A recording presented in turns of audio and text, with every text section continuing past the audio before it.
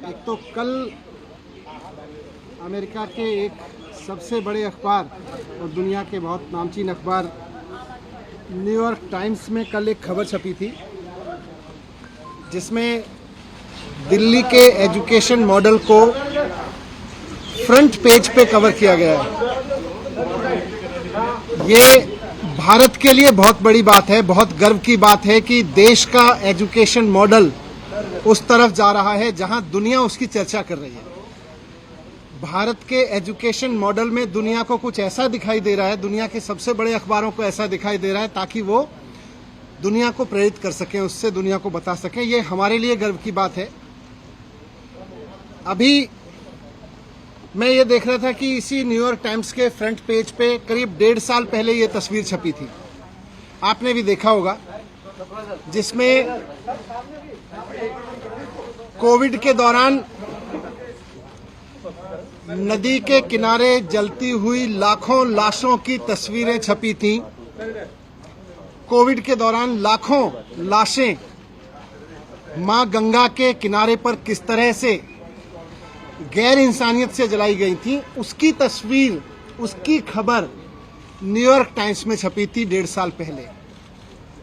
जब ये खबर हमने देखी थी और देश के लोगों ने देखी थी तो एक भारतीय के नाते थोड़ा अपने आप पे शर्म आई थी, अपनी गवर्नेंस पे शर्म आई थी, अपने मॉडल पे शर्म आई थी। दुनिया में कोविड हैंडल हो रहा था लेकिन हम ऐसे हैंडल कर रहे थे, इस पे शर्म आई थी कि भारत में कोविड ऐसे हैंडल हो रहा है। कल जब ये खबर छपी तो एक भारतीय के नाते सबको गर्व हुआ कि भारत में एजुकेशन का ऐसा मॉडल है जिसको न्यूयॉर्क टाइम्स जैसे अखबार फ्रंट पेज पे लीड स्टोरी बना बना के पूरी पिक्चर और पूरी स्टोरी छाप रहे हैं, इतना बड़ा आर्टिकल छाप रहे हैं। ये मेरे लिए भी गर्व की बात है, लेकिन मैं बहुत विनम्रता के साथ कहना चाहता हूं कि ये खबर मेरी उपलब्धि नहीं है। ये खबर मेरी वजह से नहीं छपी कि मैंने कुछ ऐसा कर दिया जिसकी तारीफ हो रही है। ये एक्चुअली दिल्ली के टीचर्स की तारीफ है। तो आज जब न्यूयॉर्क टाइम्स के फ्रंट पेज पे दिल्ली के टीचर्स का काम छप रहा है और सारी दुनिया उनकी तारीफ कर रही है, तो मैं दिल्ली के टीचर्स को बहुत बहुत बधाई देना चाहता हूँ। मैं उनको कहना चाहता हूँ कि इसी तरह से लगे रहिए।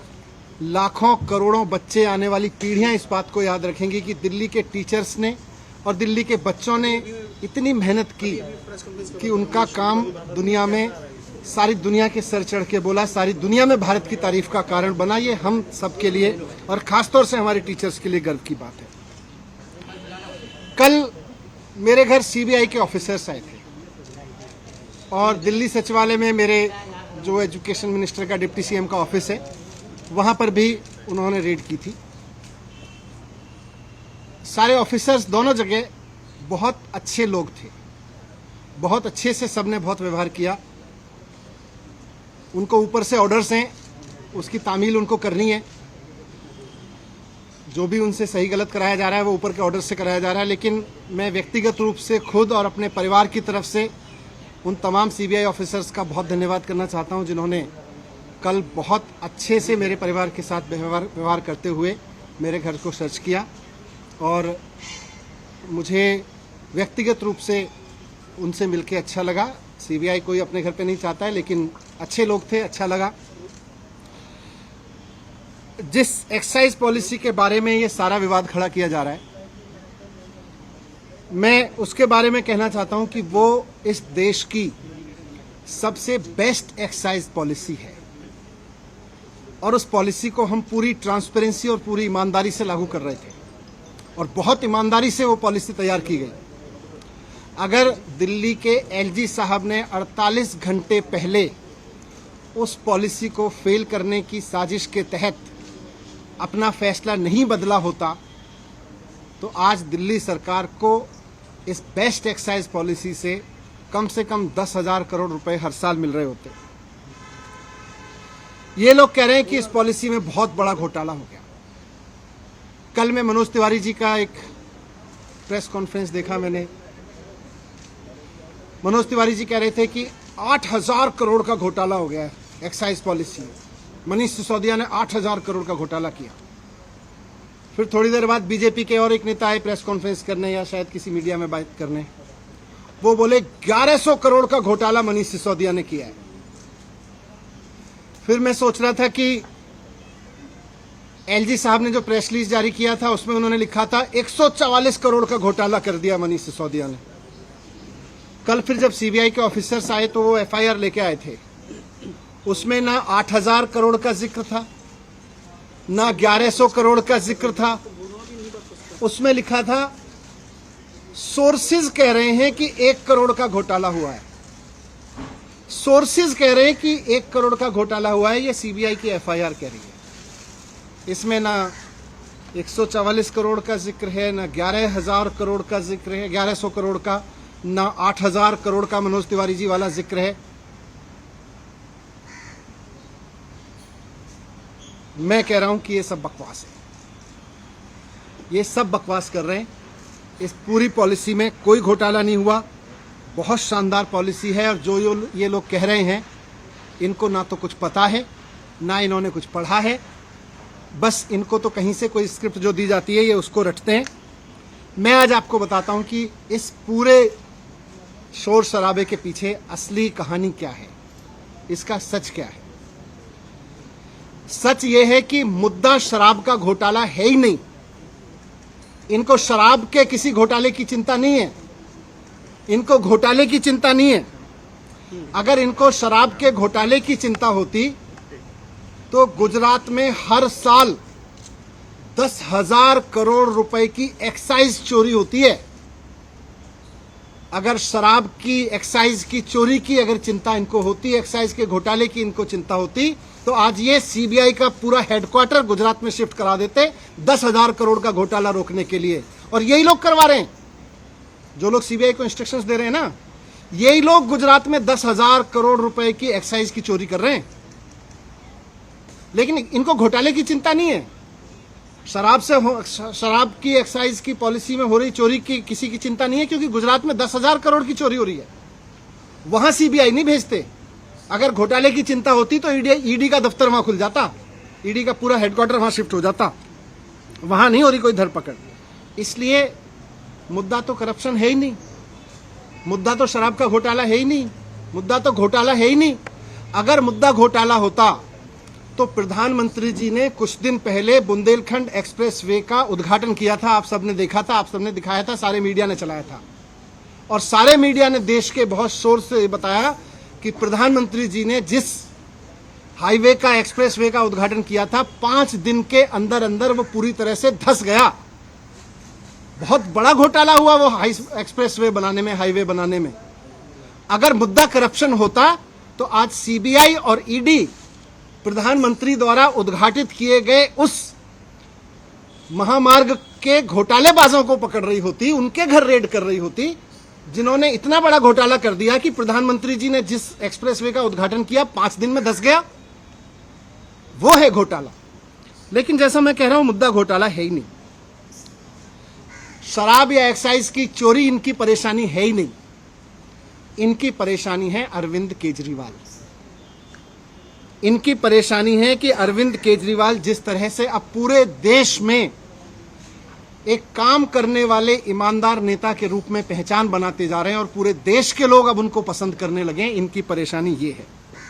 और पंजाब के बाद तो पूरे देश में अरविंद केजरीवाल जी को एक राष्ट्रीय विकल्प के रूप में देखा जाने लगा है। इनकी परेशानी ये है। ये जो पूरी कार्रवाई मेरे खिलाफ हो रही है, ये जो पूरी कार्रवाई मेरे दफ्तर में हो रही है, मेरे घर में रेड डाली जा रही है, ये हो ही इसलिए रही है कि अरविंद केजरीवाल जी को रोकना चाहते हैं। ये अरविंद केजरीवाल जी को रोकने की जो साजिश रची जा रही है उसी स्क्रिप्ट का हिस्सा है। आप सब जानते हैं, देश जानता है कि अरविंद केजरीवाल जी की सबसे बड़ी ताकत है कि वो एक बहुत कट्टर ईमानदार नेता है।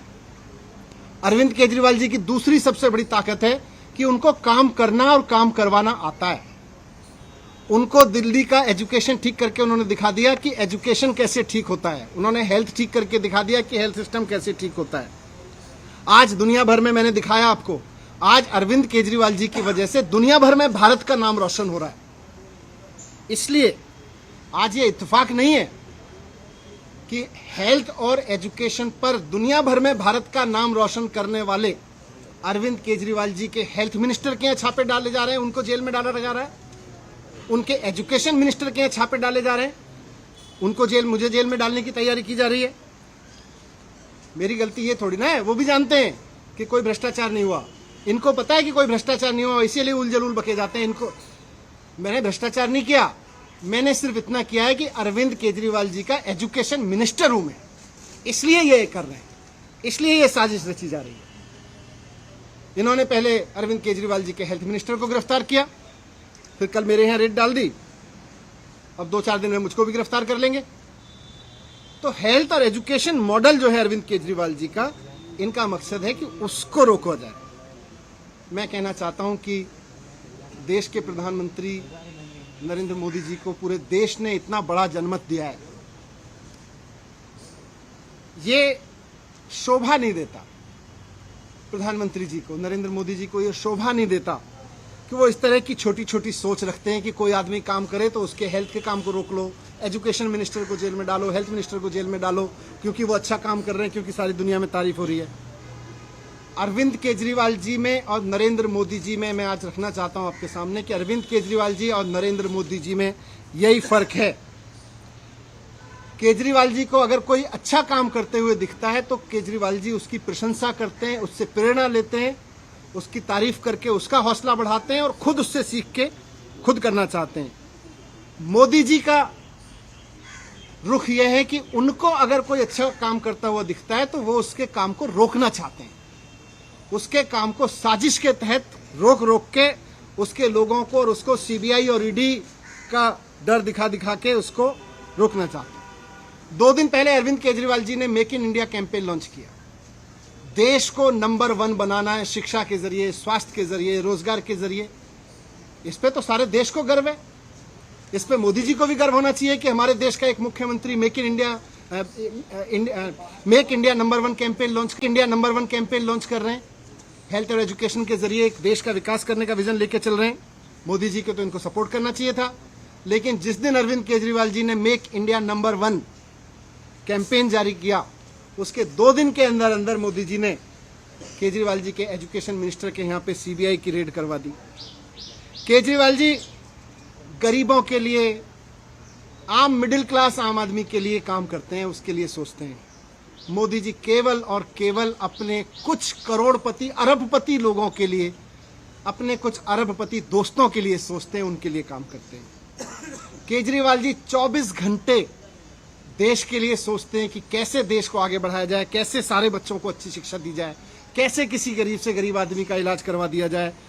मोदी जी 24 घंटे ये सोचते हैं कि कौन से राज्य में पोजीशन की सरकार है, उसको पैसे देके या सीबीआई का डर दिखा के या ईडी का डर दिखा के कैसे उसको गिरा दिया जाए। मोदी जी 24 घंटे ये सोचते रहते हैं।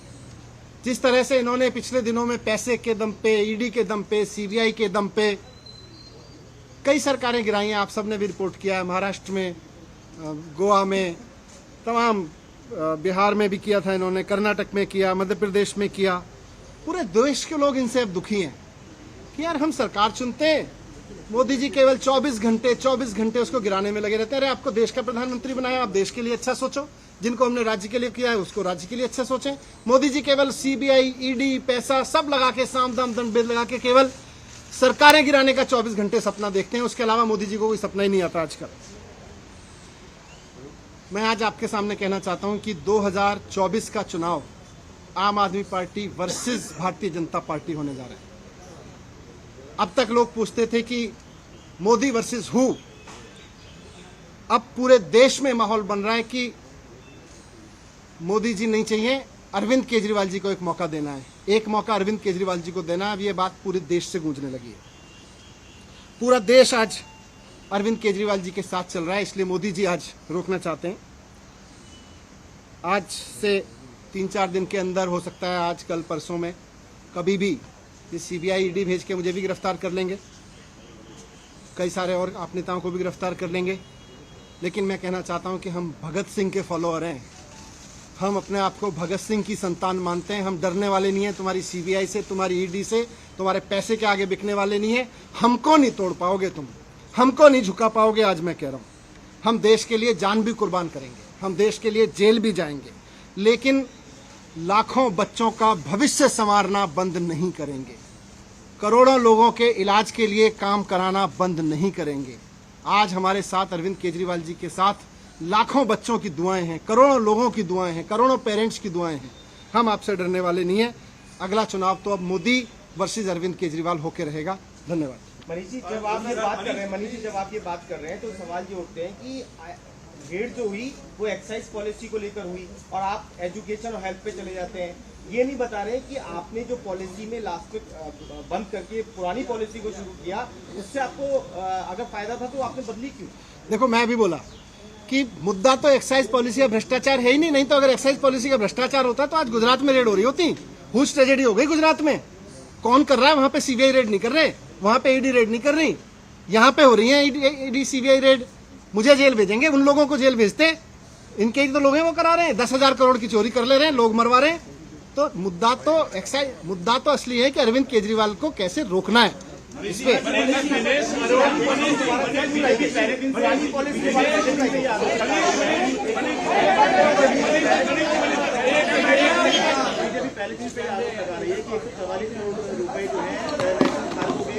रिफंड किए गए और ये चीफ सेक्रेटरी की रिपोर्ट में भी ये वाली बात है। मैं कह रहा हूँ ये सीबीआई की एफआईआर है।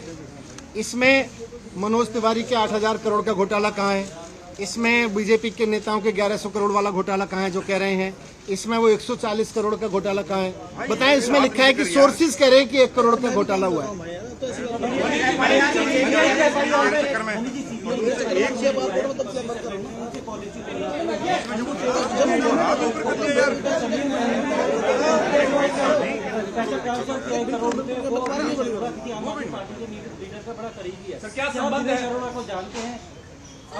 क्या ये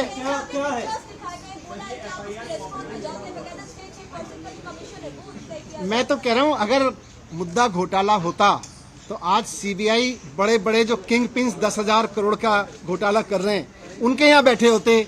मेरे यहाँ किसी के यहाँ बैठे हैं, उनको भी पता है कि घोटाला नहीं है, बैठे हैं, ठीक है। Thank you. नमस्कार, मैं हूं संदीप चौधरी। अगर आपको ये वीडियो पसंद आया हो तो इसे लाइक और शेयर जरूर करें और हाँ, हमें सब्सक्राइब और फॉलो करना ना भूलें ताकि आप देश और दुनिया की कोई खबर मिस ना करें। तो जुड़िए हमारे साथ और देखते रहिए News 24।